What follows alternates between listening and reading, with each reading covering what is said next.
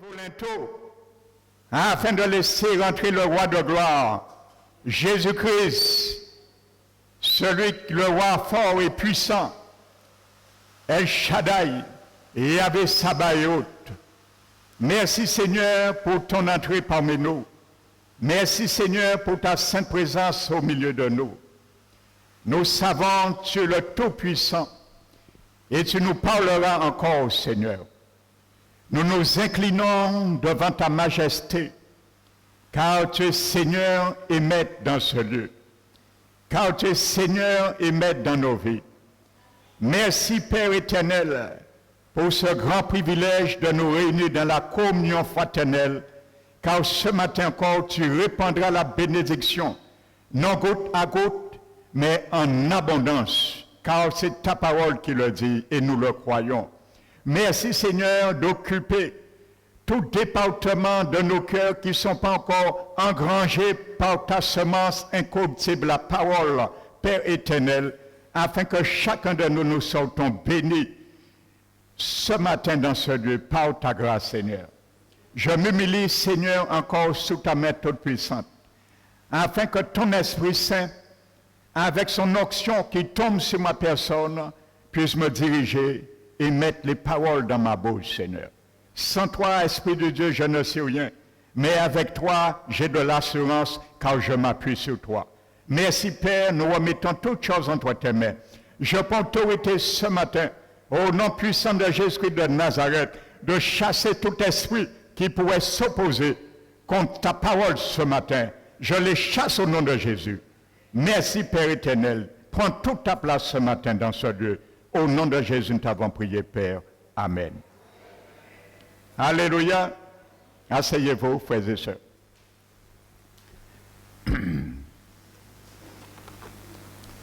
Donc, je vous salue fraternellement dans le nom du Seigneur et je bénis particulièrement ceux et celles qui nous visitent ce matin. Et il n'y a pas de hasard. Le Seigneur a quelque chose pour toi ce matin. Dispose simplement ton cœur. Amen. Donc, je vais donner la dernière partie de ce message. Donc, pour ceux qui n'étaient pas là précédemment, vous pouvez les avoir gratuitement sur CD ou DVD ou les écouter sur notre site, sur Internet, YouTube. Amen. Donc, le titre, c'est « Le Seigneur Jésus-Christ est-il ton Seigneur ?» Donc, je le répète, le Seigneur Jésus-Christ est-il ton Seigneur? Alléluia. Donc, je m'étais arrêté dimanche dernier sur lorsque un esclave ne répond pas aux besoins, aux attentes de son maître, le maître passe à une discipline très sévère qu'on appelle le châtiment, la flagellation. Amen. Donc je reprends pour continuer. N'oubliez pas le mot grec que Jésus a employé, inspiré par le Saint-Esprit, en parlant de nous, les chrétiens, dont je l'expliquais, c'est le mot doulos. Amen. Et ce mot doulos définissait les esclaves les plus abjects qui existaient et que leur maître avait droit légalement de les faire forcer à travailler, mais sans rémunération. Donc c'est ce mot qui est traduit particulièrement lorsque tu lis la Bible, Jésus parle de nous en tant que serviteurs. Donc comme je l'expliquais, je ne reviendrai pas. Les traducteurs ont trouvé que ça fait trop choquant. Ils ont décidé de remplacer ce mot doulos par serviteur. Mais littéralement, c'est esclave. Donc tu es un esclave du Seigneur Jésus. Je suis un esclave. Alléluia. La Bible est claire dessus. Amen. Et Jésus est notre maître. Alléluia. Donc c'est un maître qui règne sur un esclave. Donc j'ai bien expliqué ça, je vais fermer la parenthèse pour ceux qui n'étaient pas là. Donc vous vous rappelez que j'avais pris l'image de la parabole de Jésus, aussi bien dans Matthieu 17 que dans Luc 6. Et Jésus disait que il disait, pourquoi m'appelez-vous Seigneur, Seigneur, et ne faites-vous pas ce que moi je dis? Donc ça veut dire que quand Jésus est ton maître et ton Seigneur, ça veut dire que tu es un esclave et tu dois faire ce qu'il te dit. Et Jésus, j'expliquais, a glissé une parabole pour bien illustrer cela. Et il a dit, je vais vous montrer à qui est semblable à quelqu'un qui vient à moi, qui écoute mes paroles et qui les met en pratique. Donc il a dit, il est semblable à un homme qui, en ayant construit sa maison, il creuse profondément. Donc il creuse profondément. Et ensuite, il dépose le fondement de la maison. Et il dit, celui qui entend sa parole et ne les met pas en pratique est semblable à celui, il a simplement pris le fondement de sa maison et il l'a déposé sur le sable. Amen. Et il dit que le vent, le torrent est venu, et celui qui avait bâti la maison sur le roc a été inébranlable, parce qu'il était fondé sur le roc. Tandis que celui qui était bâti, selon Matthieu, sur la terre, le sable, a été effondré. Amen. Donc j'expliquais que Jésus n'a pas changé de message à travers cette parabole de ce qu'il voulait de dire. Il a illustré à travers cette parabole le lien qui existe entre un maître et un esclave, entre lui, notre Seigneur, et nous, ses disciples, les chrétiens. Amen. Donc je disais que le roc, c'est toutes les paroles que nous entendons de la bouche de Jésus ou dans sa parole écrite. C'est ça, bâtir nos vies sur le roc. Parce qu'ailleurs, il a dit Jésus lui-même est le roc, le rocher de notre salut. Amen. Et il a dit à Pierre dans Matthieu 26, je crois, qu'il s'appelle Pétros. Amen. Le rocher. Donc, ce sont les paroles que Jésus nous demande à obéir et à mettre en pratique dans nos vies, frères et sœurs. Amen. Et je disais, les torrents, le vent, les tempêtes qui vont se lever, ce sont les oppositions, ce qui va s'opposer dans ma vie, dans ta vie, pour nous empêcher d'obéir et de pratiquer les paroles de Jésus. Amen. Donc ça veut dire que Jésus nous montre que nous devons combattre toute intempérie spirituelle qui pourrait nous empêcher de entendre les paroles de Jésus afin que notre vie soit bien fondée sur son esclavage. Le roc, c'est l'esclavage de Jésus. Amen. C'est ça le roc que Jésus voulait expliquer. Amen. Donc Jésus parle de deux types de personnes, ou deux types de chrétiens. Il parle de deux types d'auditeurs. Et il parle également de deux types de constructeurs. Amen. Et regardez bien, la Bible dit, ils ont tous été éprouvés par les mêmes images, le vent, la pluie, le torrent. Donc nous pouvons voir que ces deux maisons étaient bâties dans la même région, ou même sur le même terrain. Amen. Donc ça veut dire que Dieu ne fait pas d'impartialité. Ce n'est pas parce que tu ne veux pas obéir à Jésus, je ne veux pas obéir à Jésus, il va m'envoyer des tempêtes moins pour moi et toi. Et celui qui veut vraiment obéir à Jésus, il va envoyer davantage. Non, l'épreuve était identique. Donc ce terrain, tu peux considérer, c'est ton âme, c'est ton cœur et c'est ta vie. Les deux ont été bâtis dans la même région, on peut considérer. Mais ce qui faisait la différence, et c'est là que Jésus a mis la différence, frères et sœurs, c'est ceux qui étaient sous le fondement. Amen. Alléluia. Et vous savez, le fondement d'une maison, on ne le voit jamais. Il est enterré. Et c'est ce qui est plus important dans un édifice, c'est le fondement. Mais on ne le voit pas. C'est la seule chose qu'on ne voit pas dans un édifice. C'est le fondement. Il est enterré. Tout ce qui est bâti dessus, on le voit en apparence. Alléluia. Et vous voyez, on peut déterminer la vie d'un chrétien, un bon doulos, selon le grec du Seigneur, selon ce qui est caché et qui se manifeste en lui. Alléluia. Amen. C'est ça le fondement, c'est ça qui faisait la différence. Ce qui était sous le fondement. Amen. Donc mon frère, ma soeur, si ma vie, si ta vie, le fondement sous lequel nous avons accepté Jésus a été de l'hypocrisie, ça veut dire que nous voulions simplement un sauveur et non un Seigneur,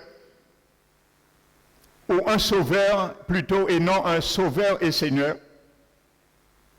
les choses trop tard vont se manifester. Vous savez, celui qui a bâti sa maison sur le sable, c'est celui qui a cherché la facilité. Il n'avait rien à creuser. Il a fait que prendre le fondement et l'a mis. Il n'avait aucun travail à faire, la facilité. Tandis celui qui a creusé profondément, il a transpiré, il a travaillé. Il avait un objectif atteint. Il cherchait une assurance décennale.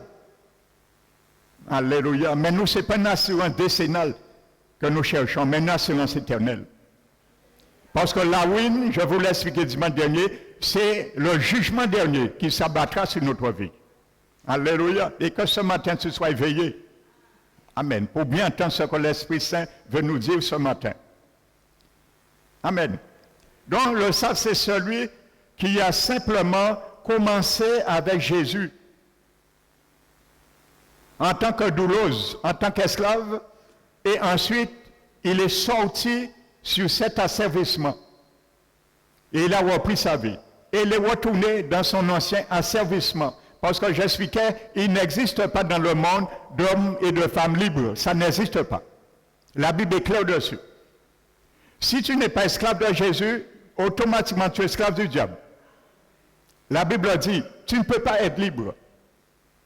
Et même un chrétien, s'il sort sous l'esclavage de Jésus, il retombe sous l'esclavage du diable. Amen. Jésus l'a dit. On ne peut pas être esclave de 2 maîtres en même temps. Jésus l'a dit dans les évangiles. Et littéralement, c'est le mot esclave. On ne peut pas être esclave de 2 maîtres en même temps. Parce que tu vas aimer un et tu vas haïr l'autre. Tu vas t'attacher à un et tu vas détester l'autre. Donc c'est un ou l'autre, frères et sœurs. Alléluia.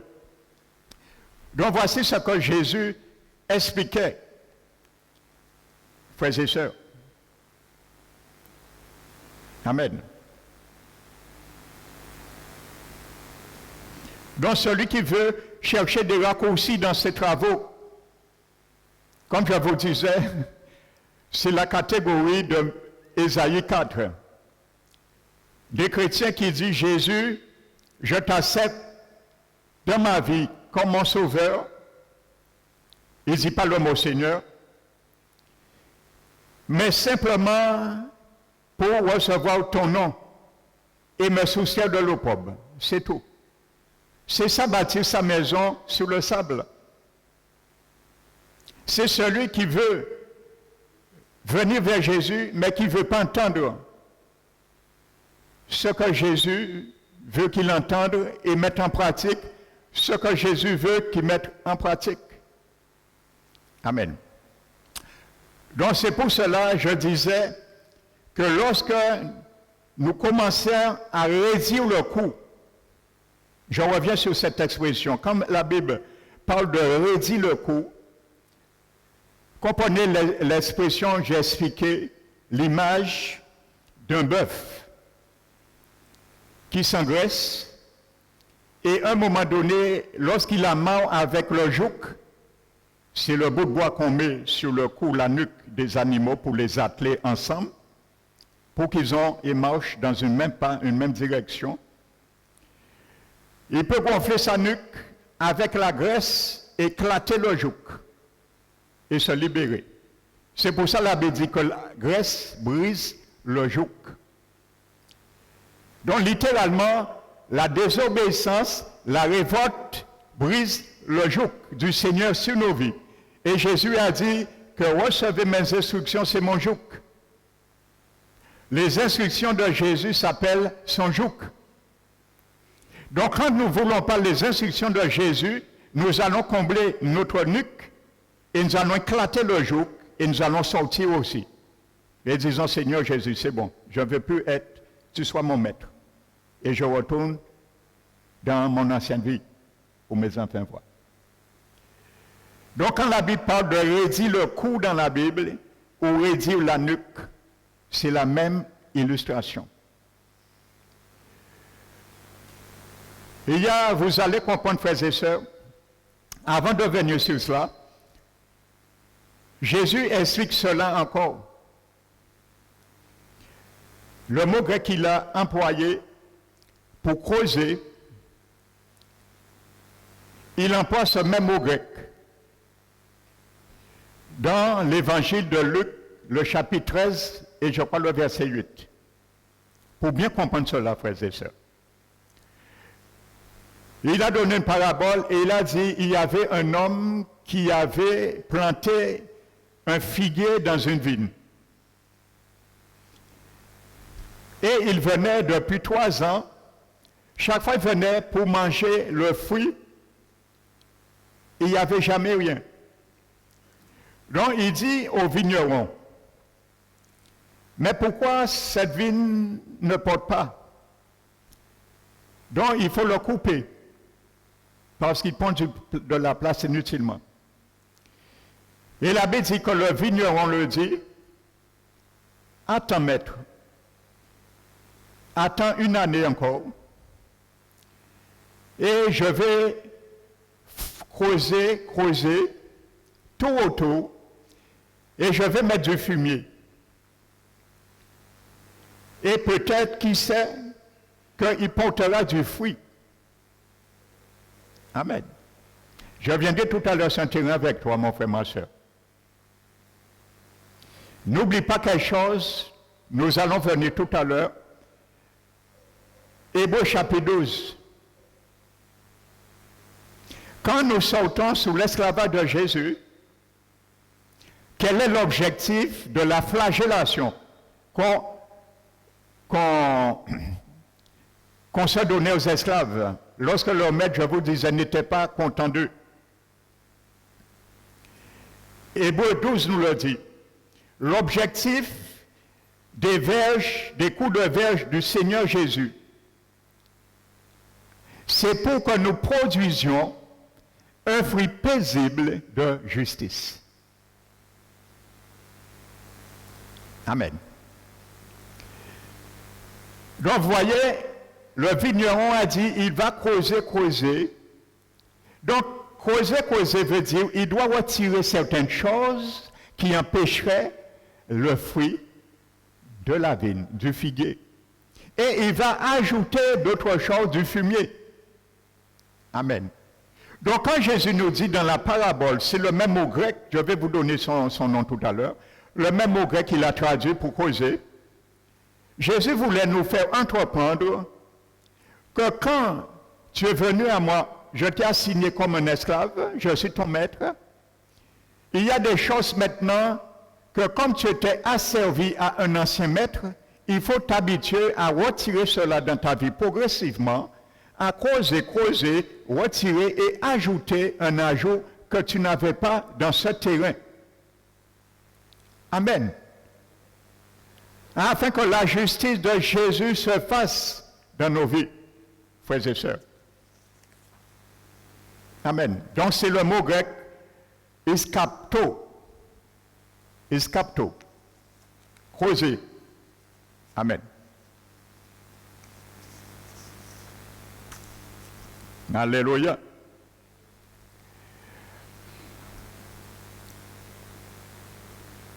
Vous savez, il y a une image dans le livre de 1 Samuel, chapitre 2.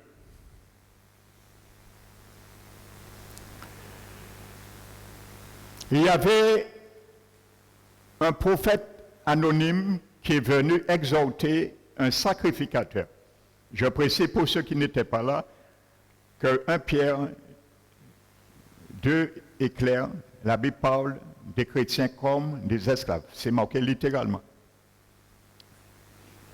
Afin, mais que vous agissiez comme des esclaves de Dieu.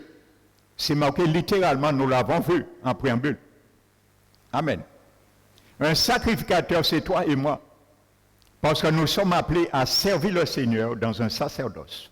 Le sacerdoce, c'est nos vies, nos cœurs. Amen. Donc tu es esclave. La Bible est littérale dessus.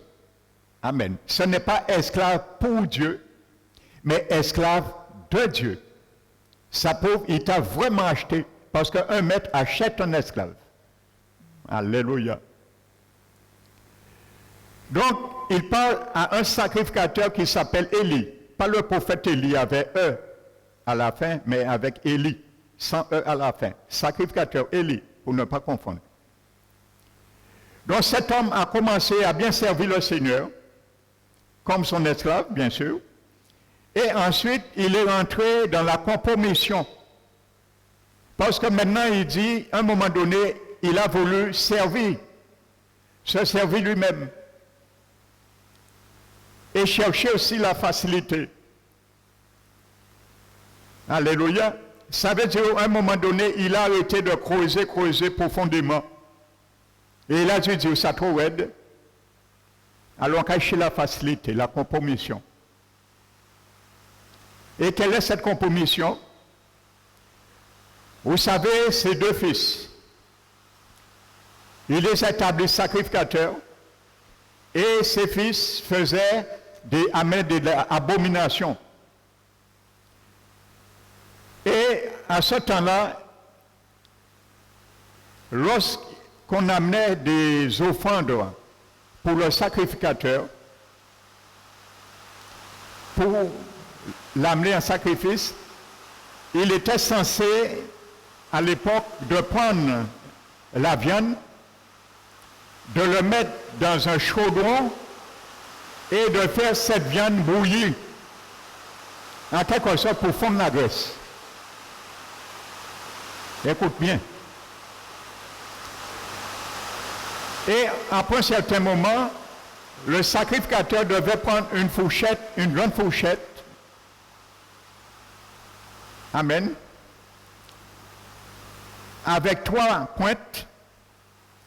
Et il mettait dans le chaudron et la partie qu'il prenait revenait pour sa nourriture. Mais lorsque ces deux fils sont rentrés, les deux fils ont arrêté ça. Parce qu'eux, ils n'aimaient pas manger la viande détrempée, bouillie. Alléluia. La viande bouillie, c'est servir le Seigneur avec loyauté, fidélité, quoi que ça nous coûte. C'est ça que ça veut dire. Et la viande, ils cherchaient de la viande rouge, les meilleurs filets, et c'est avec ça qu'ils nourrissaient leur père, le sacrificateur, lui qui était déjà vieux. Donc, le sacrificateur ne prenait pas de remarques. Il acceptait cela, cette compromission, dans la demeure, la maison de l'Éternel. Parce qu'il s'était tellement habitué avec ça, que s'il faisait une remarque à ses fils, que ce n'est pas comme ça que la viande, j'avais l'habitude de faire, il perdait un intérêt aussi, parce qu'elle était habituée à manger de la bonne viande rouge. Donc il perdait son intérêt aussi.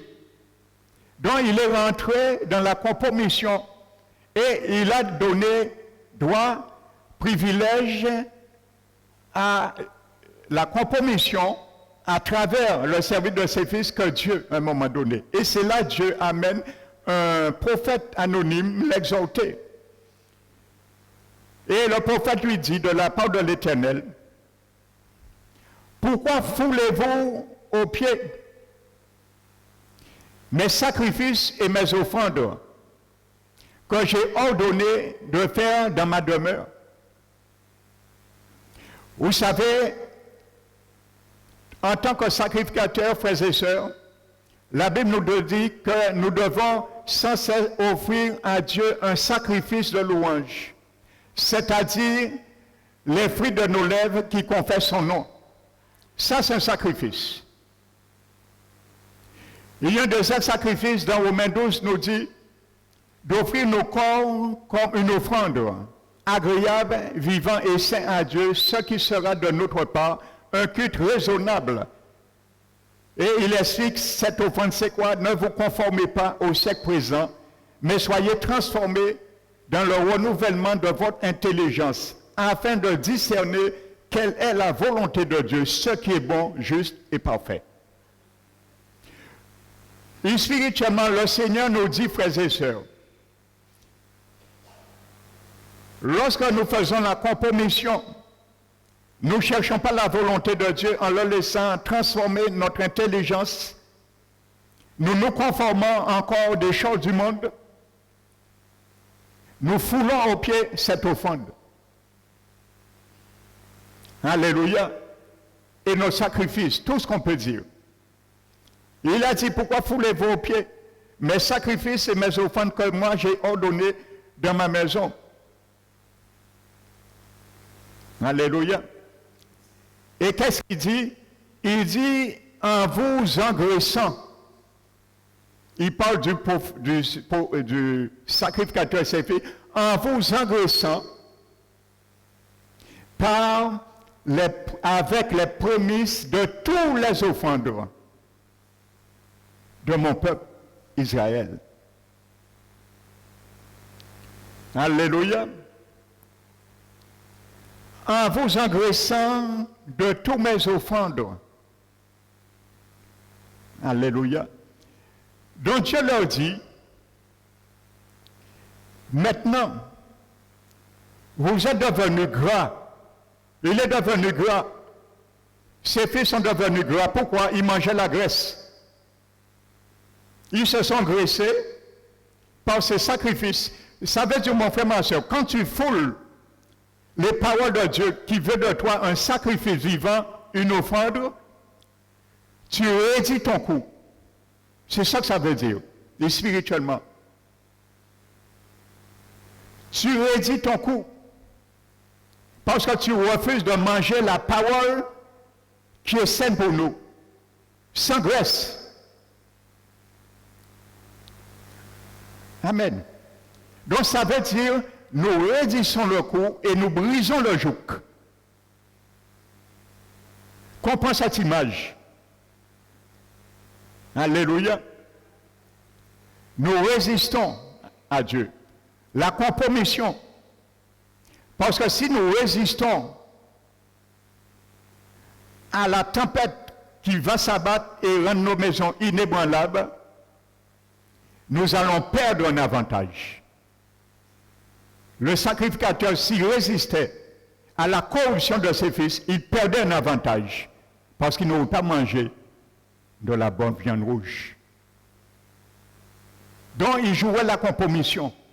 Et c'est pour ça que je l'ai rejeté. Alléluia. Donc soit nous sommes esclaves du Seigneur, ou soit nous ne sommes pas. Alléluia. Vous savez, le prophète Néhémie, dans le chapitre 9, frères et sœurs, écoutez bien ce qu'il dit. Pour bien montrer, lorsqu'on n'est pas d'accord, on ne veut plus servir le Seigneur. La mentalité frères et sœurs. Néhémie dit au Seigneur, mais vos pères se sont livrés à l'orgueil. Et vous savez, le proverbe dit, c'est toujours par l'orgueil qu'on excite les querelles. Mais celui qui a l'intelligence écoute les conseils. Vos pères se livrèrent à l'orgueil. Ils raidissent leur cou. Ça veut dire qu'ils brisent le joug de recevoir tes instructions. C'est ça. Ils raidissent leur cou. Et ils n'écoutaient point tes commandements. Quand tu n'obéis pas à la parole de Dieu, tu raidis ton cou. Et tu t'engraisses, mon frère, ma soeur. Comme Élie. Alléluia. Tu es en compromission avec la graisse, ce que Dieu ne veut pas pour toi. Il raidit le cou. Amen. Et Néhémie continue, il dit,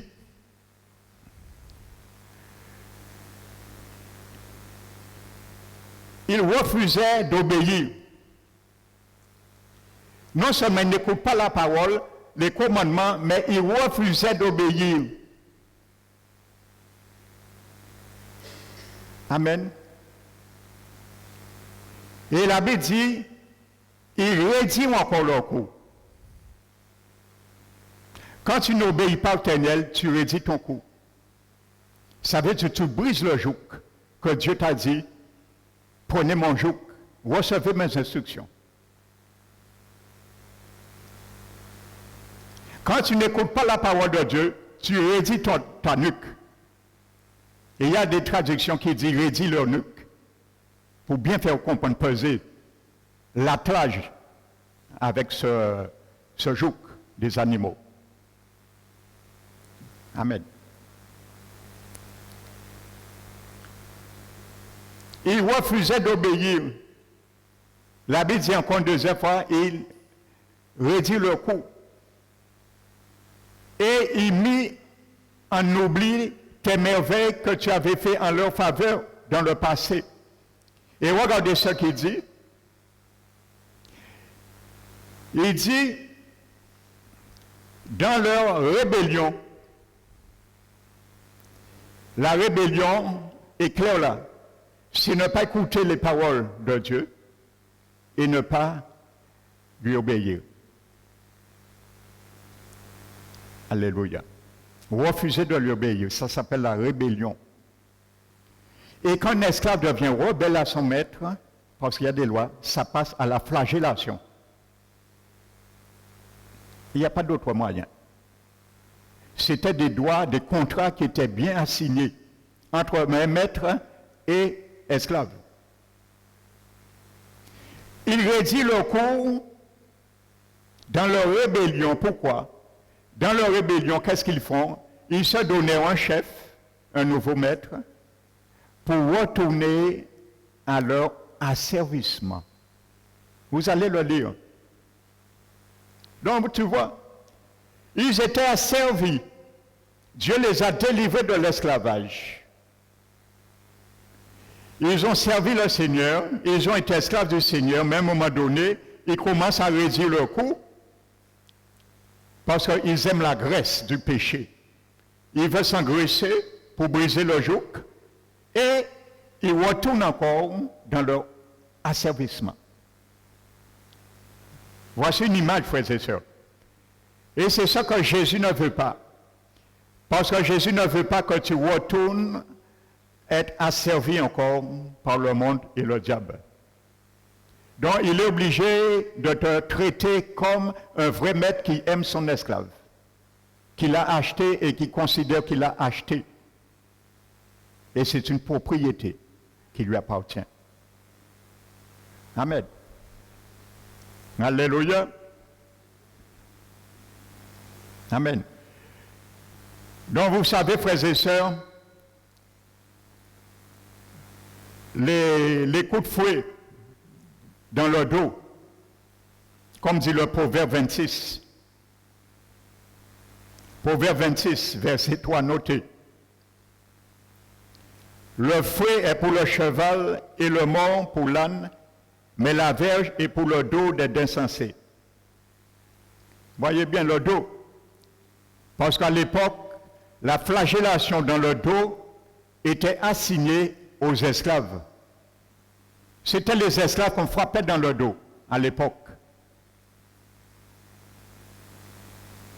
C'est pour ça que le proverbe dit bien que la verge est pour le dos, pas pour la tête, pas pour le cou, pas pour les bras, pas pour les jambes. Le dos. Parce que lorsqu'un esclave commençait à se rebeller contre son maître, il devenait insensé. Alors pour qu'il retrouve son bon sens, dans le contrat, il devait être flagellé dans le dos. Et mon frère, ma soeur, Jésus t'a donné le moyen d'y tourner ton dos à cet ancien esclavage. Parce que le sang qui a coulé du dos, sillonné les marques du dos de Jésus a été fait pour te libérer de toutes sortes de servitudes de ton ancien esclavage. Et tu as bu ce sang. Et ce sang coule en toi quand tu as fait alliance avec Jésus. Donc tu as la capacité aussi de tourner le dos à l'ancien esclavage. Parce que Jésus l'a fait pour toi. Amen. Et il vit en toi. Il te donne les moyens. Tu as la capacité. Alléluia. La Bible dit dans le chapitre Jérémie 50, le chapitre 50, Jésus dit, j'ai livré mon dos. Jésus qui parle, il dit, j'ai livré mon dos à ceux qui me frappaient. Et mes joues à ceux qui arrachaient ma barbe. Je n'ai pas dérobé mon visage au crachat et aux ignominies. Alléluia.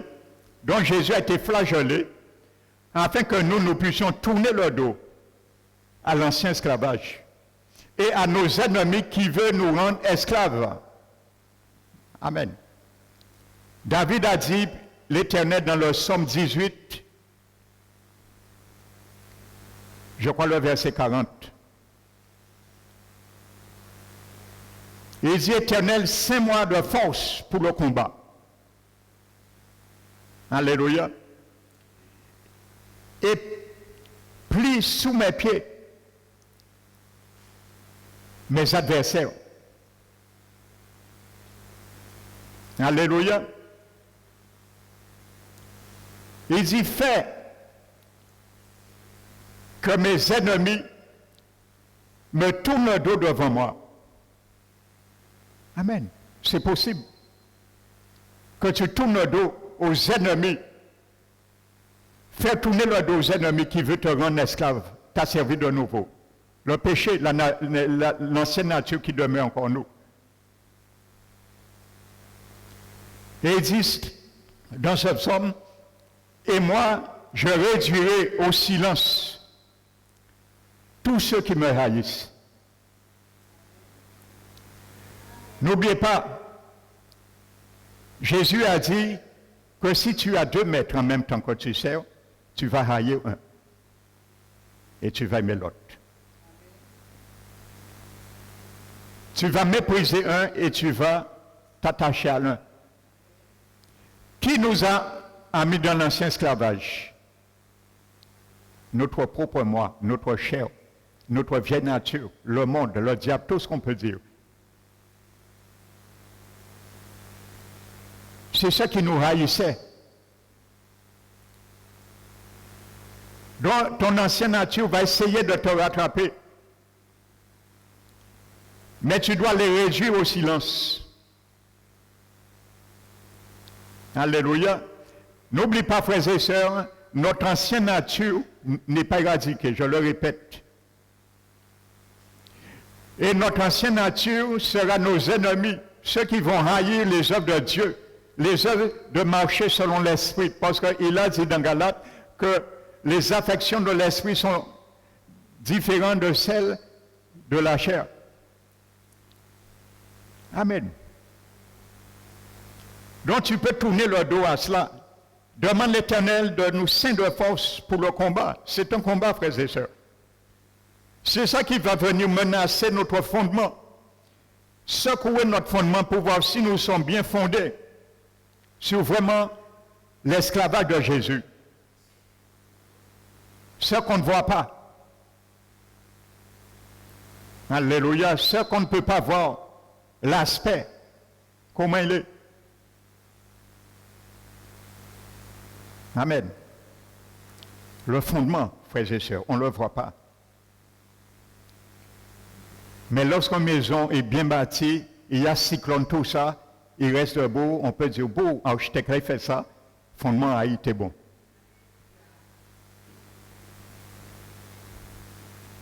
Mais s'il est cassé pour un léger vent, quoi que ce soit, il y a qu'à acheter, qui m'en y fait, qui t'est architecte là, ça. Alléluia. On ne le voit pas, le fondement. Vous savez, quand Timothée, Paul est venu à Lystre, il a rencontré Timothée. Ce n'est pas Dieu qui a dit Paul d'ordonner Timothée pasteur. Ce sont les habitants de Lystre où il vivait, Timothée à Lystre. Ce sont les habitants qui ont rendu un bon témoignage de Timothée à Paul. Et par ce témoignage, Paul a mis Timothée dans son équipe. Et ils ont commencé à 3 dans son équipe. Lui, Silas et Timothée. Le témoignage de sa région. Le témoignage qu'il avait. Et Timothée l'a pris avec lui. Timothée l'a forgé. Et Paul l'a pris avec lui, pardon. Paul l'a forgé. Parce que Paul est un bon forgeron. Il était timide à la base, Timothée. Mais Paul, c'était un vétéran. Paul venait, il te regardait en face. Tu es un empereur, il te regardait en face. Et il te disait ce qu'il a à te dire. Que tu plaises ou pas, que tu le tues ou pas. C'était ça, Paul. Et il a passé ce flambeau, ce bravo à Timothée. Regardez les épîtres. Vous savez, il y a 2 types d'épîtres dans la Bible. Il y a les épîtres générales et les épîtres, ce sont les textes didactiques qui font foi à la doctrine. Mais il y a 3 livres qu'on appelle épîtres pastorales.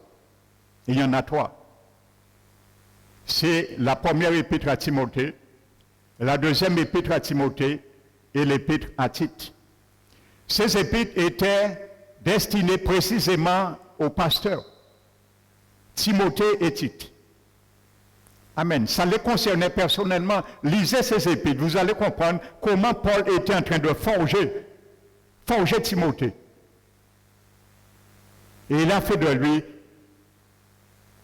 un homme. Il avait, quand Paul, on l'a exécuté, mais il a continué l'œuvre de Paul. Il avait quelque chose qui correspondait à l'apôtre Paul. Et c'est après Paul l'a établi pasteur. Alléluia. Parce que le fondement, vous savez, le fondement on ne le voit pas. Mais Dieu le voit. Alléluia.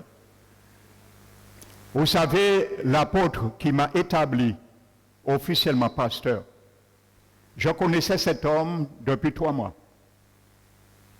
On ne s'était jamais parlé. Mais Dieu, lui, m'avait en amont déjà parlé de rentrer dans mon ministère pastoral maintenant. On se voyait au cours d'une association culturelle. Donc je lui disais bonjour, bonsoir, c'est tout, on se serrait la main. Je n'avais jamais discuté avec lui. Il ne me connaissait pas. Je ne le connaissais pas. Après 3 mois, il m'a dit un jour, après une réunion, il m'a dit, est-ce que tu pourras passer tel jour dans mon hôtel, j'ai à te parler. Je lui ai dit, il n'y a pas de problème, ma porte, je viendrai. Et quand je suis venu, il m'a dit, je t'ai demandé à venir, parle-moi un peu de toi. Simplement ça. Et je lui parle un peu de mon excursus pastoral. Et après une demi-heure, il m'a dit, c'est bon. Il m'a dit, je voulais simplement avoir une confirmation. Et vous savez ce qu'il m'a dit? Il ne me connaît pas, je ne le connais pas. Il vit en France.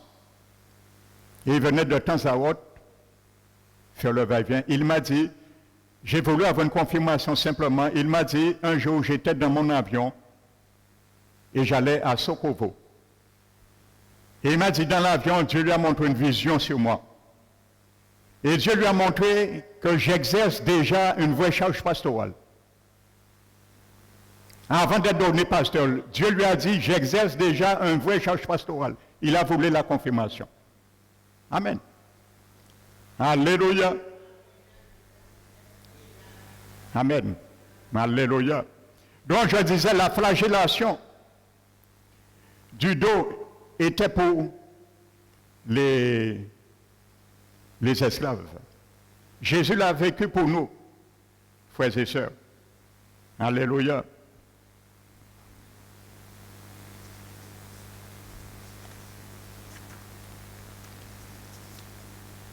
Je passe sur certains détails, parce que j'ai tellement marteau à partager que je vais conclure aujourd'hui. Regardez le livre des Hébreux, frères et sœurs, je vous disais.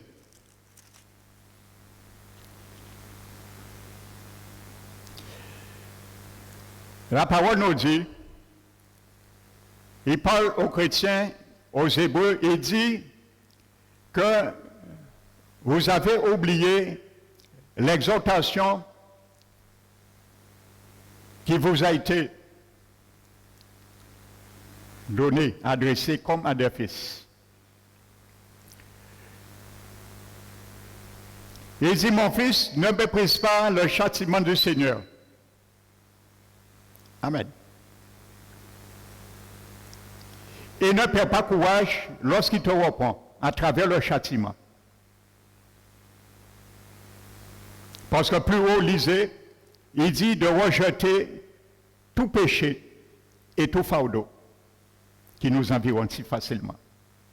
Alors, implicitement, il voulait dire, puisque vous ne voulez pas vous détacher du péché, parce que je suis votre maître, vous avez oublié l'exhortation qui vous a été adressée comme à des fils. Il dit, car le Seigneur châtie ceux qu'il aime. Et il frappe de verge, c'est marqué là, c'est pas moi qui le dis, hein. Et il frappe de verge tous ceux qui reconnaissent comme ses fils.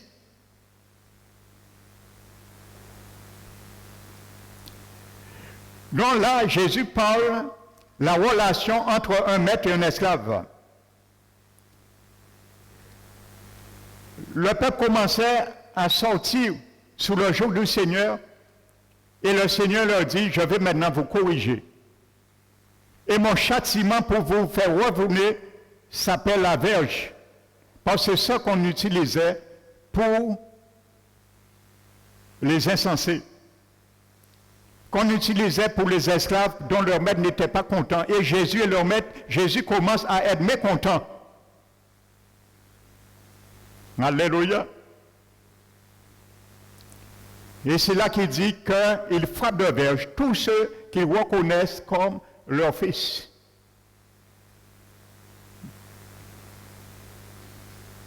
Alléluia. Si Dieu ne te juge, ne te frappe jamais, mon frère, ma soeur, il t'éprouve jamais dans la souffrance. Quand tu es dans la rébellion vis-à-vis de ces choses, interpelle-toi. Dis-toi, si tu n'as pas dit, comme il a dit à un sacrificateur, Abiatar, je n'ai plus rien à faire avec toi. Reprends ta vie, c'est fini.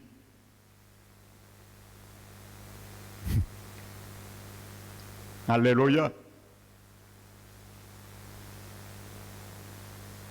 Mais si tu châties, il prend la verge pour toi, c'est pour que tu retournes où tu es sorti. Et ne pas réduire ton cou, que je ne réduis pas mon cou, briser le joug, parce que j'aime la graisse, j'aime m'agresser. Je ne vais plus faire d'efforts pour creuser, j'ai déjà trop creusé. Je ne vais plus faire d'efforts.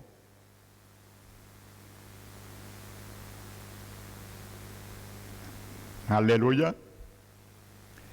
Et le verbe qui est frappé, qui est traduit par frapper, c'est mastigoro. Ça désigne la flagellation. Et c'était une pratique juive courante qui existait. C'était un châtiment sévère et extrêmement douloureux. Alléluia. Mastigoro, extrêmement douloureux. Et la Bible dit dans le psaume 107, il parle à son peuple, et il dit ceux qui vivaient dans les ténèbres et l'ombre de la mort, qui avaient pour demeure les ténèbres et l'ombre de la mort, vivaient captifs dans la misère et dans la méchanceté, dans la souffrance. Pourquoi? La Bible dit parce qu'ils s'étaient rebellés contre la parole de Dieu. Parce qu'ils avaient méprisé le conseil du Très-Haut. Alors qu'est-ce que Dieu a fait? Dieu dit, il les a éprouvés par la souffrance, en éprouvant leur cœur par la souffrance. Amen. Ça, c'est la flagellation de Jésus. Ce n'est pas des coups de bâton qu'il va nous donner. Il va créer des circonstances atténuantes pour nous parler, pour nous ramener.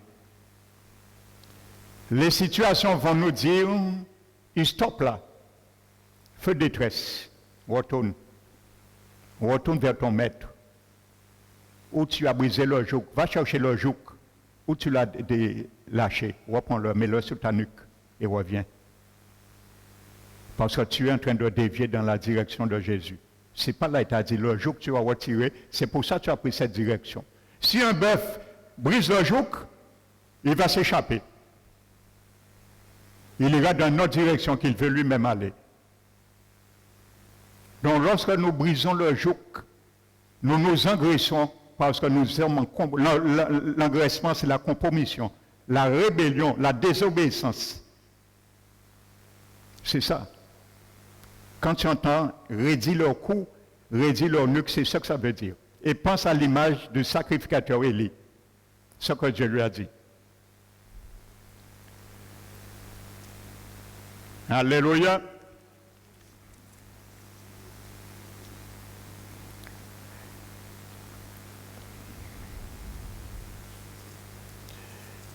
Maintenant, regardez, frères et sœurs, ce que Paul dit aux chrétiens encore de Rome, chapitre 6. Et là, ça devient intéressant pour toi et moi.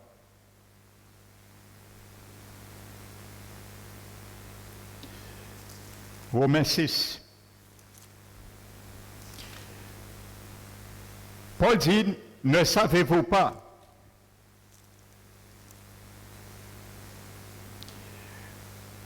Ne savez-vous pas, écoutez bien, celui qui se livre comme esclave à quelqu'un pour lui obéir, devient esclave à celui dont il obéit.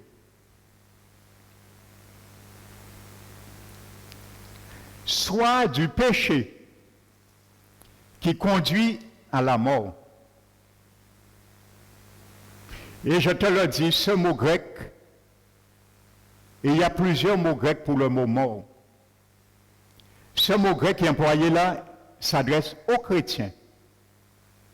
C'est le mot thanatos, qui est traduit par mort là. Mort est spirituel, ça veut dire. Ça veut dire que si tu es dans cette condition en tant qu'enfant du Seigneur, en tant qu'esclave de Jésus, tu meurs physiquement, tu connaîtras le jugement éternel. C'est ce que Jésus appelle une ruine soudaine s'abattra sur la maison. Ceux qui refusent l'esclavage de Jésus, qui l'ont accepté comme sauveur, c'est tout. Ils ne veulent pas que Jésus règne sur eux. Mort, thanatos, mort spirituelle. La même mort que nous étions avant de connaître Jésus, et encore pire, parce que ce sera la mort éternelle là. Pas la mort éternelle, la deuxième mort plutôt, dont parle l'Apocalypse. Donc tu vois mon frère, ma soeur, Paul dit, ne savez-vous pas que celui qui se livre à quelqu'un comme esclave pour lui obéir est esclave à celui dont il obéit, soit du péché qui conduit à la mort. Donc le maître s'appelle comment? Le péché. Si ton maître, mon maître c'est le péché, un esclave a une direction. Il a un maître qui est sur lui pour le atteler dans une direction. Ça veut dire tout ce que le maître lui dit de faire, journellement il doit le faire. C'est là la direction. Si le péché c'est notre maître, la direction c'est la mort. Parce que son devoir c'est nous ramener à la mort. Comprends bien ça, frères et sœurs. Prends ça au sérieux ce matin. Soit du péché qui conduit à la mort. Le péché, c'est le maître. Alléluia.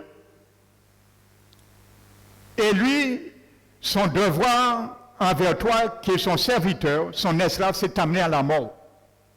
Et il fera tout son possible que tu obéisses au décret qui t'amène à la mort, parce que c'est la direction qui est sur toi. C'est l'emprise qu'il a sur toi. Ou soit le deuxième maître, c'est l'obéissance qui conduit à la justice.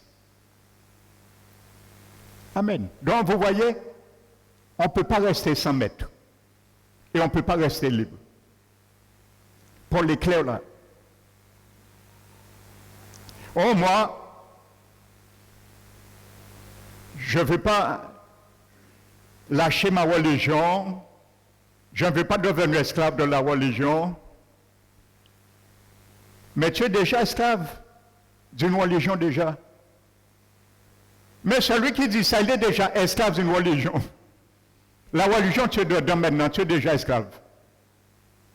Donc Jésus t'invite simplement à sortir sur ce joug, sur cet esclavage, pour venir dans un autre esclavage qui est meilleur pour toi. C'est tout.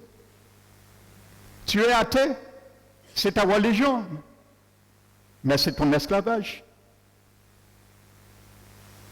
C'est ton maître. Personne ne reste libre. On a toujours un maître sur soi. Et on est esclave à celui dont on obéit. Soit du péché qui conduit à la mort, soit l'obéissance qui conduit à la justice. Et Paul dit, grâce soit rendue à Dieu. Après avoir été esclave du péché, vous avez obéi de cœur à la règle de doctrine par laquelle vous avez été instruits. Maintenant, étant été affranchi du péché, vous êtes devenu esclave de la justice.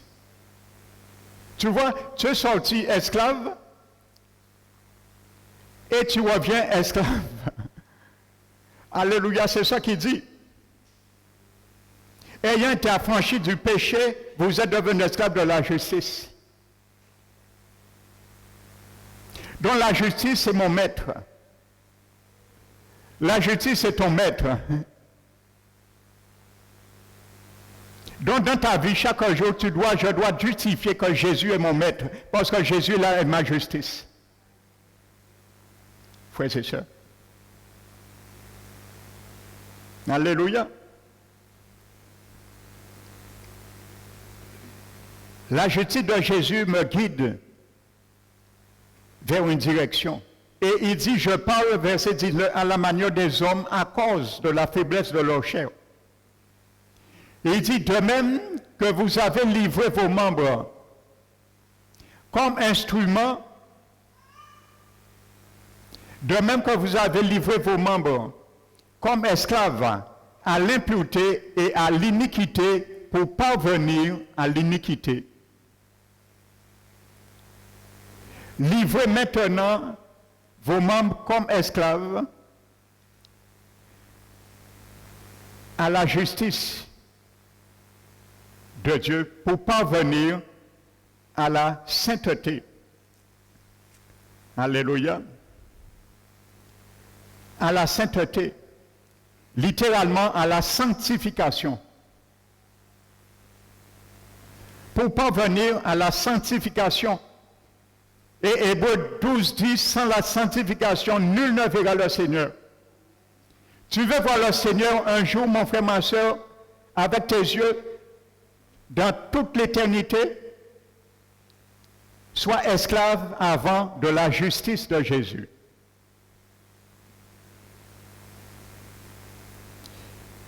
Livrez vos membres comme esclaves à la justice pour arriver à la sanctification.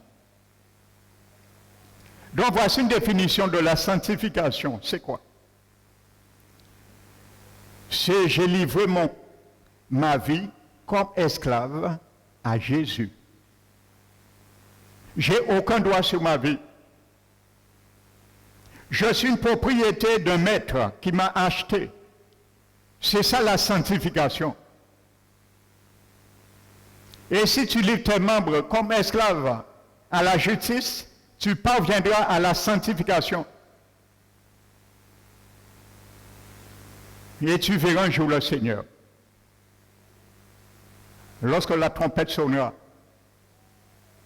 ou lorsqu'il permettra, tu pars avant. Et tu te reposes dans sa présence.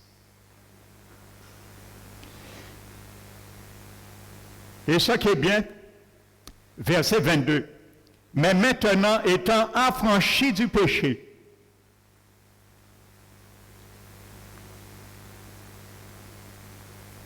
nous avons vu, étant affranchis du péché, nous avons obéi à la règle de doctrine.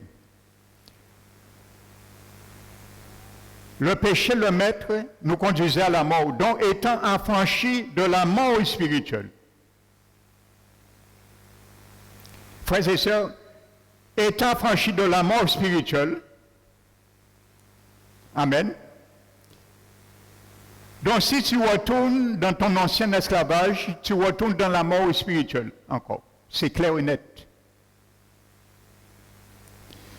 Mais maintenant, étant affranchis du péché, et devenir esclave de Dieu.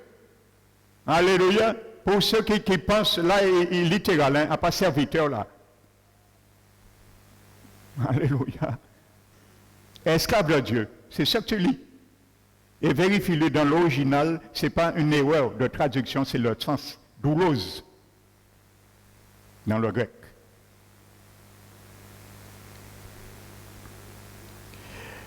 Vous avez pour fruit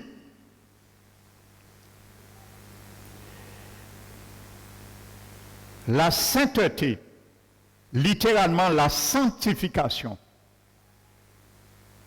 L'esclavage de Jésus m'amène à la sanctification et ça c'est le fruit. Et qu'il y a pour fin la vie éternelle. Amen. Premier esclavage nous amenait à l'iniquité et à la mort. Mais cela nous appelle un fruit qui est la sanctification et qui a pour fin la vie éternelle. Et n'oubliez pas ce que je vous disais dans Hébreux 12. Le châtiment du Seigneur semblait être un sujet de tristesse et non de joie au premier abord pour ceux qui ont été ainsi exercés, mais en finalité produit un fruit paisible de justice. Quand le Seigneur te châtie, me châtie, c'est parce que nous sommes en train de flirter et de commencer à hypothéquer notre vie éternelle. Il veut nous rattraper avant qu'il soit trop tard. Avant que nous réduisions nos coûts incessamment, comme Néhémie l'a dit, et nous cherchons un autre maître pour nous asservir de nouveau. Alléluia. Amen. L'expression « vous livrant » indique un choix délibéré d'obéir à un maître. Dans Romains 6. Alléluia. Donc la personne qui n'est pas tenue d'agir de la sorte n'est pas esclave. La Bible dit bien celui qui se livre, hein? Pas celui qu'on force. Avant d'être esclave, tu es libre de choisir. Mais une fois que tu rentres là, dans cette arène, c'est fini. C'est pour ça qu'il dit, tu te livres avant. Comme ça, Jésus va te dire, il va prendre le fruit.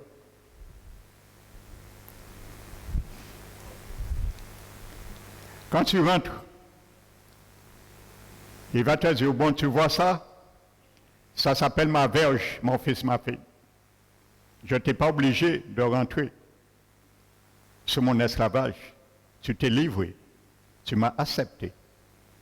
Alors ça, toute ta vie, c'est avec ça, je vais t'éduquer pour que tu restes sous cet esclavage. Et tu n'auras pas le choix. Amen. Alléluia. Trop de chrétiens, aujourd'hui, le Seigneur les parle à droite, à gauche. Tous les gens, ils ont fermé les oreilles à eux. Ils n'écoutent point tes commandements.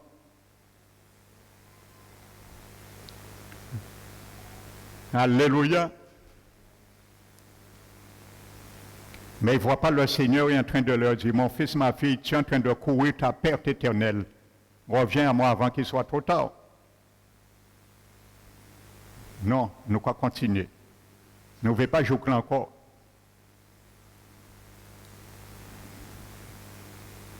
Mais reprends le joug ce matin, mon frère, ma soeur. Que je reprenne le joug si nous l'avons mis à terre. Rappelle-toi où c'est que tu l'as déposé, si c'est ton cas. Et reprends-le, remets-le sur ta nuque. Et mange plus de viande bouillie de l'Éternel. Dans le chaudron du royaume de Jésus. Comme ça, nous allons nous engraisser moins par la rébellion, les compromissions. Je parle spirituellement. Hein? Amen. Alléluia. N'aimons pas la facilité. N'aimons pas à mettre nos vies sans fondement. Les seigneurs, les paroles de Jésus, il a dit, si tu veux être mon esclave, il faut entendre ma voix. Alléluia. Par rapport à la volonté de Dieu, la personne qui est sauvée n'a que deux options possibles. Quand tu es sauvé, je suis sauvé, nous avons deux options possibles. Soit le péché, c'est-à-dire désobéir à Dieu, soit l'obéissance, frères et sœurs. Deux options qui se présentent, il n'y a pas toi. Le mode de vie d'une personne prouve une chose. Quoi? Qui peut me dire? Le mode de vie d'une personne prouve une chose, quoi? Qui a la réponse? Qui est son maître? Tu peux dire, ah, je suis spirituel, là, j'aime Dieu, tout ce qu'on peut dire. Ton mode de vie, on doit voir qui est ton maître. C'est tout. Ça, c'est le fondement caché. Tu ne dis pas, mais les autres disent de toi. Ça, c'est le fondement caché. Alléluia. Ainsi, des parmi nous, doit tellement parmi nous d'être, j'en ai tellement marque. Si c'était des flagellations physiques, ainsi, des parmi nous, tenions l'eau de marqué en vie là. Je dis faux. Que chacun s'interpelle et réponde pour soi. Amen.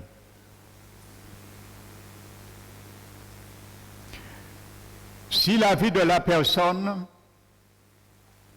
se caractérise par le péché qui est opposé à la volonté de Dieu, alors elle est esclave du péché. Tu ne peux pas être deux esclaves en même temps, frères et sœurs. Soyons clairs. Dieu ne regarde pas le titre de chrétien. Le diable ne regarde pas les titres de chrétien. Frères et sœurs. Si par contre sa vie se caractérise par l'obéissance qui reflète la volonté de Dieu, alors elle est esclave de Dieu. Et je vous disais que la première forme d'esclavage a pour résultat final la mort physique et spirituelle. Alléluia. Alors que la seconde esclavage est pour résultat final la justice, soit la marque indéniable de la vie éternelle. Marcher dans la justice de Dieu, c'est la marque indéniable de la vie éternelle. C'est sûr que tu as ta vie éternelle. Tu mets aujourd'hui, tu es sûr d'aller là-haut. C'est ta marque indéniable de ta vie éternelle. Marcher dans la justice de Dieu. Et je disais vendredi, pourquoi tant de chrétiens ont peur de mourir? Ils n'ont pas vu nos kids même.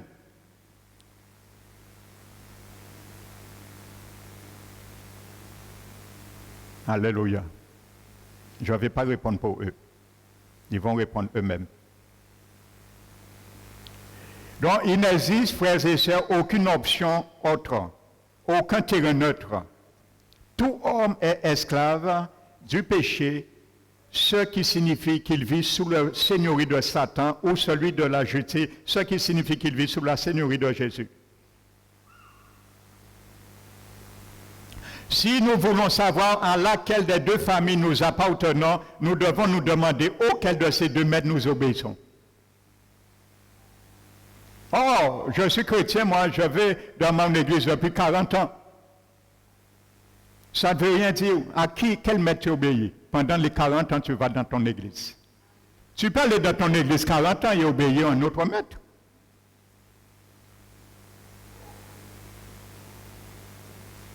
Alléluia.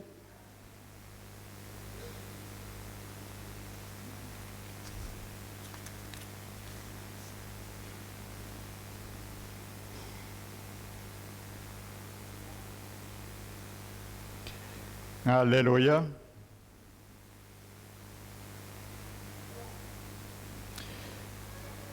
Je vais conclure dans Romains. Le mot règle que Paul employait, vous avez obéi à la règle. C'est le mot grec du pose.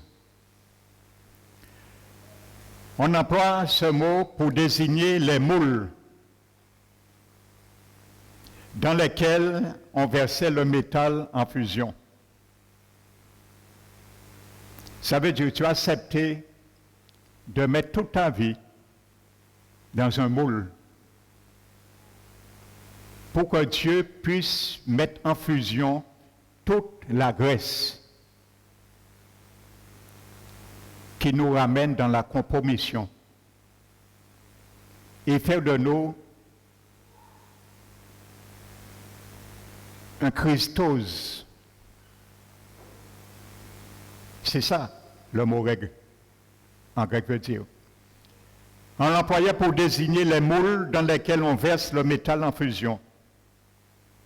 Et le mot instruit dans lequel vous avez été instruit, c'est un mot dans le grec, le temps est à l'aoriste, passif. Alléluia. L'aoriste passif, c'est le mot paradidomi. Ça veut dire dont l'acceptation première est celle de livrer à. Alléluia. Vous avez instruit. Ça veut dire que vous avez livré votre vie une fois pour toutes. C'est ça que ça veut dire la locution grammaticale grecque, aoris passif. Tu t'es livré une fois pour toutes. Tu ne peux plus revenir en arrière. Alléluia. Donc Jésus le sachant, il va te faire absolument rester sous son joug. Alléluia. Et Paul emploie d'une manière similaire, comme je disais, Romains 12, 2, ne vous laissez pas modeler par le monde actuel, mais laissez-vous transformer. Ne te laisse pas remettre dans un moule. Nous étions dans le moule du monde avant. Nous sommes sortis. Donc ne laisse pas le monde te remettre dans son esclavage, l'ancien moule.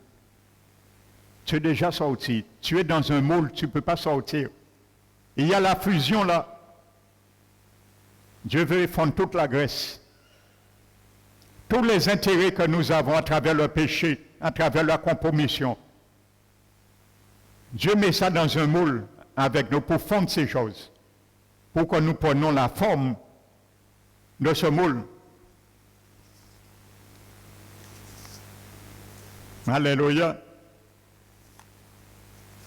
Je vais terminer par une belle illustration que je n'aurai pas le temps d'approfondir. Pour bien conclure cela, couronner ce message.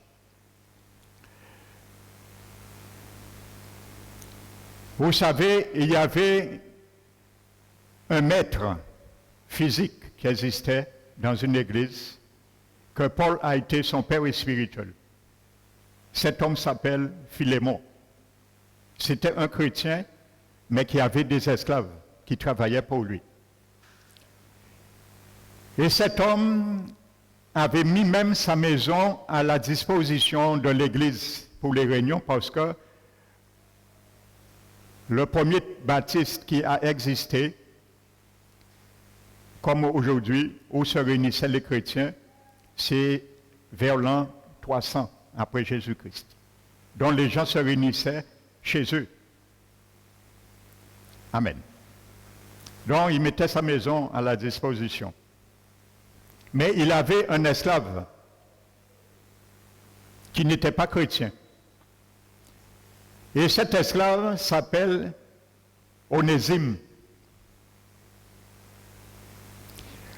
Et vous savez, Onésime, c'était un mot connu des esclaves. La plupart des esclaves, à cette époque, étaient nommés Onésime. C'était un nom courant qu'on donnait aux esclaves en principe. Et je crois qu'Onésime était de Phrygie. Et je lisais dans un document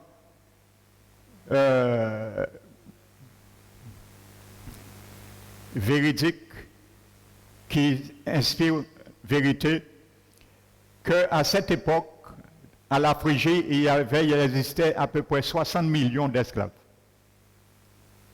Amen. Donc c'était connu. Donc on a donné ce nom à Onésime.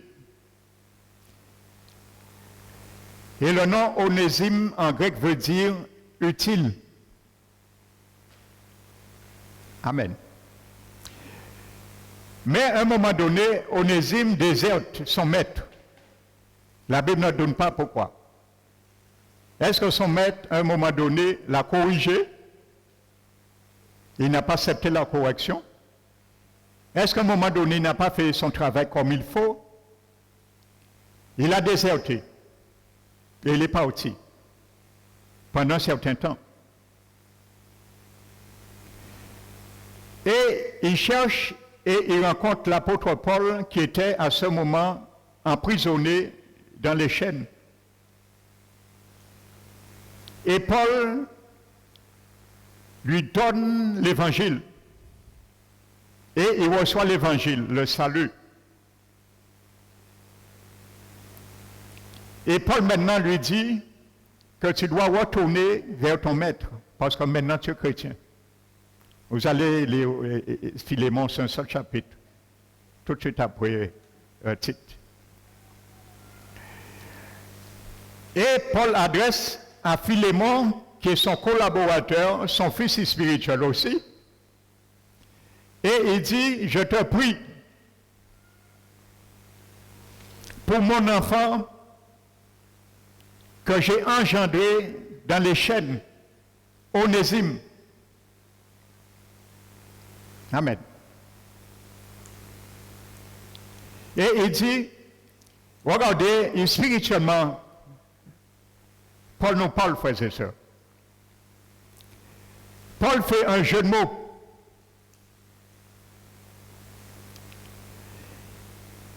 Il dit, lui qui t'a été inutile,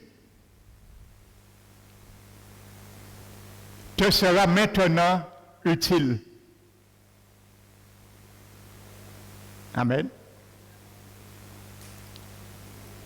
Aussi bien pour toi et pour moi.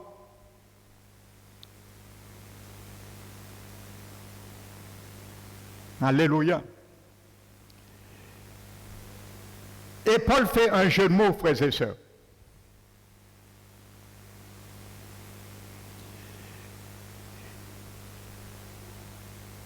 Il y a dans ce couple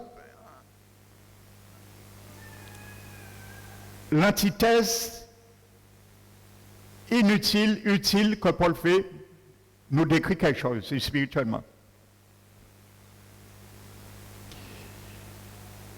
Il dit qu'il était inutile. Il emploie le mot grec akristos. Et maintenant, il te sera utile. Il emploie le mot grec Christos.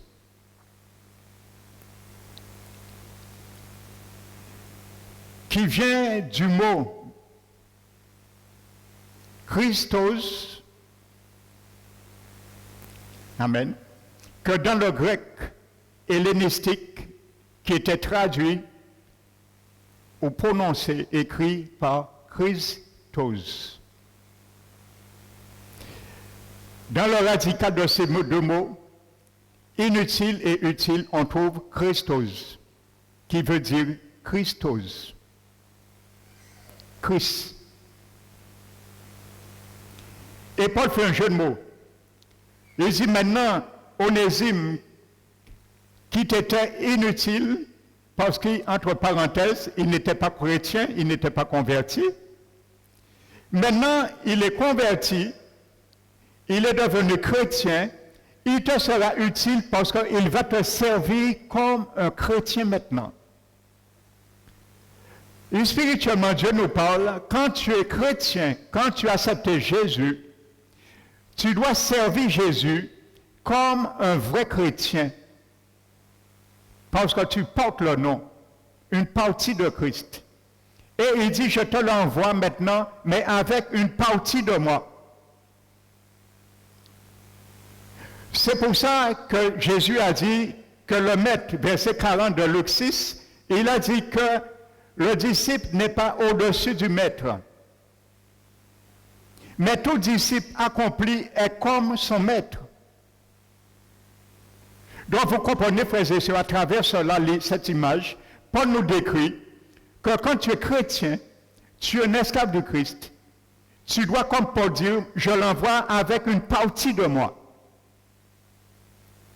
Nous venons, nous marchons, nous vivons avec une partie, sinon, de Christ en nous. Et c'est pour ça, le chrétien qui est vraiment esclave, accompli, doit représenter vraiment Christ et qui est Christ. Parce qu'il est une partie de nous. Amen. Il a dit de retourner. Parce qu'à l'époque, lorsqu'un esclave désertait son maître, ça lui posait beaucoup de problèmes. Tu étais lié, frères et sœurs, à un engagement. au moins pendant 6 ans. Alléluia. Amen. Au moins pendant 6 ans. Amen.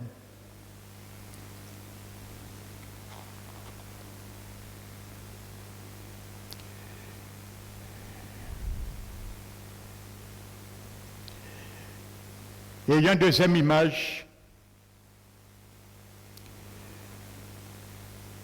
qui est un peu similaire mais différent. La Bible nous dit à un moment donné que Abraham n'a pas su patienter dans la promesse de Dieu, a demandé à son épouse plutôt a demandé qu'il fasse un enfant avec Agar, Sarah, son épouse. Ce qui a été fait. Et la Bible nous dit dans Genèse 16 que lorsque Ismaël, le fils d'Abraham, est venu au monde, Agar a regardé sa maîtresse, Sarah, avec mépris. Donc Agar était esclave, ça existait à l'époque. Donc avec mépris. Et Sarah va voir son mari Abraham et lui explique le fait. Regardez, Abraham lui dit que tu es sa maîtresse, tu as tout pouvoir qu'elle se soumette à toi. Donc voyez, un esclave doit se soumettre à son maître. Et de cela, la Bible dit que Sarah maltraita Agar. Amen. Vous voyez, c'était des règles. Hébreu dit que le châtiment de ne pas l'oublier, parce que ça nous produit un fruit paisible de justice. Parce qu'à la fin de ces choses, c'est la vie éternelle. Il doit nous ramener la direction, c'est la sanctification, sans laquelle nous ne verrons le Seigneur. Mais Agar a déserté. Et elle a fui. Et Jésus le rencontre. La Bible dit que l'ange de l'Éternel, mais dans l'hébraïque, ce n'est pas l'ange de l'Éternel, c'est l'ange l'Éternel. Ça veut dire que c'est une théophanie de Jésus lui-même. Il s'est manifesté comme un ange. Jésus n'est pas un ange, comme certains sectes le disent. Je ne vais pas nommer leur nom.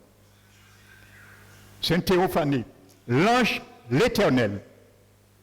Et Jésus lui dit, il le rencontre près d'une source d'eau, près d'un chemin qui s'appelle Ismur. Et ce mot grec hébreu veut dire mur. Et spirituellement, ça veut dire quand tu te rédis ton cou, tu veux fuir l'esclavage de Jésus, et il y a un moment donné, Jésus va mettre un mur devant toi. Et ce mur, ce sera lui-même. Parce que Pierre l'a dit dans 1 Pierre 2, que ceux qui voulaient bâtir sur notre fondement vont se percuter contre ce mur. Et deviendra pour lui un mur de scandale, un rocher de scandale, une pierre d'achoppement, pour ne pas avoir cru à sa parole. Donc Jésus rencontre cette femme, Agar, et dit, d'où viens-tu et que fais-tu? D'où viens-tu et où vas-tu? Et Agar lui dit, j'ai fui la maison de ma maîtresse. Il ne donne pas la cause que moi, j'ai méprisé ma maîtresse. Et elle m'a flagellé, si je peux dire. Qu'est-ce que Jésus lui dit? Jésus lui dit, retourne vers ta maîtresse et humilie-toi. Quand tu vas essayer de fuir, le Seigneur va te rattraper. Il va prévoir un apôtre Paul pour te rattraper et te ramener vers ton maître, qui est le grand Jésus, Philémon. Et il va te dire, non, c'est là que je t'ai assigné, tu dois rester là toute ta vie. Amen. Et regardez Deutéronome pour conclure. Amen.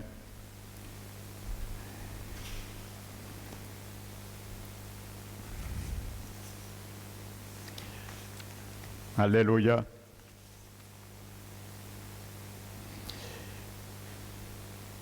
Il y a une précision qui est importante dans Philémon. Il dit que Néosime est parti pour un peu de temps. Tu l'as perdu pour un peu de temps, maintenant tu l'as retrouvé pour toujours. Alléluia. Donc ce mot temps, l'adjectif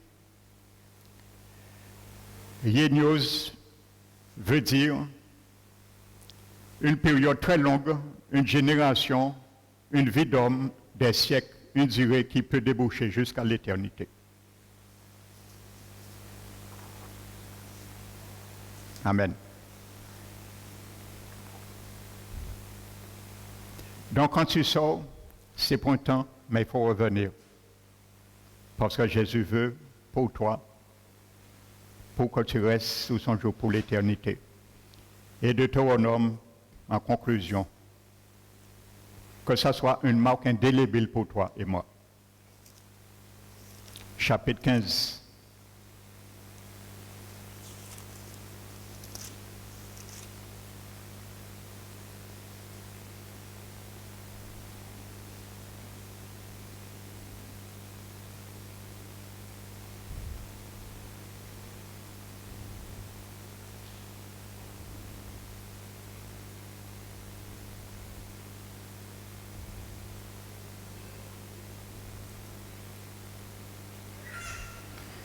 Regardez ce qui existait.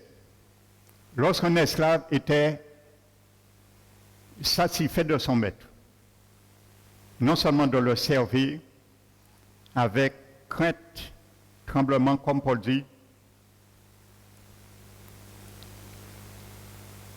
mais s'il voulait encore s'engager, vous savez, c'était 6 années, la loi juive exigeait, et la 7e année, le maître devait renvoyer libre son esclave, acheter d'autres s'il veut.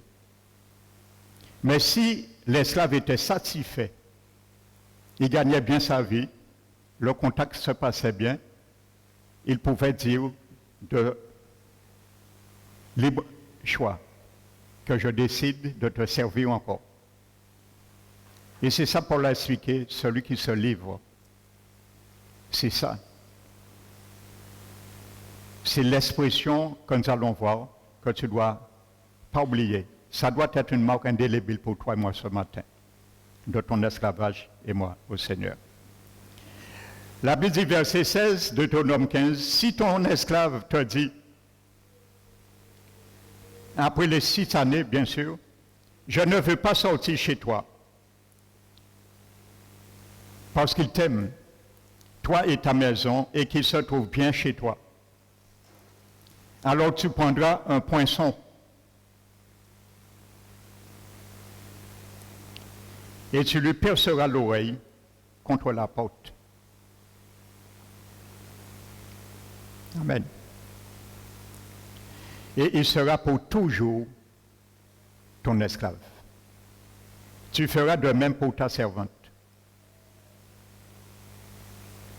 Si tu n'avais pas compris cela, mon frère, ma soeur, ce matin, le Seigneur veut que tu mettes tes oreilles à la porte, que Jésus est la porte du ciel, et le suis percer ton oreille, pour que tu saches que tu t'es engagé libérément, délibérément, de ton plein gré, être l'esclave de Jésus pour l'éternité. Alors tu prendras un poinçon et tu lui perceras l'oreille contre la porte et il sera pour toujours ton esclave. Tu feras de même pour ta servante. Voici l'origine des piercings. Déjà, si les hommes, en principe, savaient ce sens, Antinolo pas te percer les oreilles à eux. Parce que tu décris par là, tu deviens esclave d'un maître C'est ça que ça veut dire. Hein. Et nous savons, il y a 2 mètres. Alléluia. Que le nom du Seigneur soit béni, mon frère, ma soeur. Et qu'à travers ce message reste le doulouse de Jésus. Alléluia. Si ce matin tu veux dire au Seigneur Jésus, j'ai entendu ta parole, je veux te servir maintenant toute ma vie. Car tu seras un bon maître. Car ton joug est léger, ce n'est que recevoir tes instructions. Le message ne m'a pas fait peur, mais m'a fait prendre conscience